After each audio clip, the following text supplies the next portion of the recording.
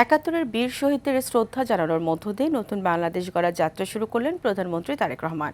সকালে জাতীয় স্মৃতিসৌধে মন্ত্রিসভার সদস্যদের নিয়ে শ্রদ্ধা নিবেদন করেন তিনি। পরে ৭১ ও ২৪কে সমুন্নত রেখে বিএনপি সরকার দেশ গড়তে চায় বলে জানান সরকারের নবনিযুক্ত মন্ত্রীরা।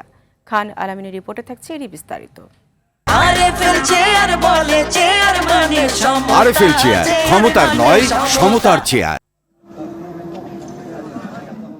প্রথম রাষ্ট্রীয় কর্মসূচি হিসেবে একাত্তরের বীর শহীদদের প্রতি শ্রদ্ধা নিবেদন করতে সাভারের জাতীয় স্মৃতিসৌধে যান প্রধানমন্ত্রী তারেক রহমান। প্রথমে সরকার প্রধান হিসেবে একাত্তরের বীর শহীদদের প্রতি শ্রদ্ধা জানান তারেক রহমান। ফুলেল শ্রদ্ধা শেষে কিছুক্ষণ নীরবে দাঁড়িয়ে থাকেন তিনি। এ সময় তিন বাহিনীর পক্ষ থেকে জানানো হয় সশস্ত্র সালাম। বেজে ওঠে বিয়বলের করুণ সুর। পরে নবনিযুক্ত মন্ত্রিসভার সদস্যদের নিয়ে শ্রদ্ধা নিবেদন করেন তারেক রহমান। শ্রদ্ধা নিবেদন শেষে তিন বাহিনীর সদস্যদের সাথে কুশল বিনিময় করে জাতীয় স্মৃতিসৌধের পরিদর্শন বইতে স্বাক্ষর করেন প্রধানমন্ত্রী, যেখানে ৭১ ও ২৪-এর বীর শহীদদের স্মৃতির প্রতি শ্রদ্ধা জানান সরকার প্রধান। স্মৃতিসৌধ চত্বরে পারিজাত গাছের চারাও রোপণ করেন তারেক রহমান। শ্রদ্ধা নিবেদন শেষে সাংবাদিকদের সাথে কথা বলেন সরকারের নবনিযুক্ত মন্ত্রী ও প্রতিমন্ত্রীরা। জানান ৭১ ও ২৪-এর চেতনাকে সমুন্নত রেখে দেশ গড়তে চায় বিএনপি। যুদ্ধের ভিত্তিতে তো এই দেশ গড়েছে, তাই না?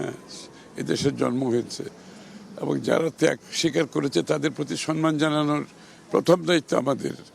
যে কোনো দায়িত্ব নেওয়ার পর আমরা মনে করি এটা আমাদের প্রথম দায়িত্ব, যে মানুষগুলো এই দেশের জন্য জীবন দিয়ে গেছে, যাদের জীবনের বিনিময়ে এই দেশে জন্ম হয়েছে, তাদের প্রতি প্রথম শ্রদ্ধাবোধ থাকতে হবে। তো আজকে প্রথম মন্ত্রিসভা থেকে আমরা দায়িত্ব নিয়ে কাজ শুরু করব স্বপ্নের বাংলাদেশ তৈরির।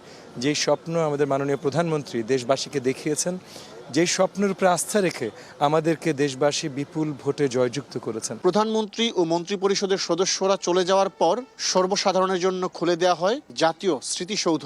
বাবার হাতে বহুদলীয় গণতন্ত্র, পরে মায়ের হাতে সংসদীয় গণতন্ত্রের যাত্রা শুরু। আর এখন ছেলে তারেক রহমানের হাত ধরে নতুন বাংলাদেশ গড়ার স্বপ্নযাত্রা শুরু হয়েছে। বাবা মায়ের মতো সেই যাত্রায় তারেক রহমানও শুরু করলেন ৭১-এর বীর শহীদদের শ্রদ্ধা জানানোর মধ্য দিয়ে। জাতীয় স্মৃতিসৌধ থেকে খান আলামিন, RTV।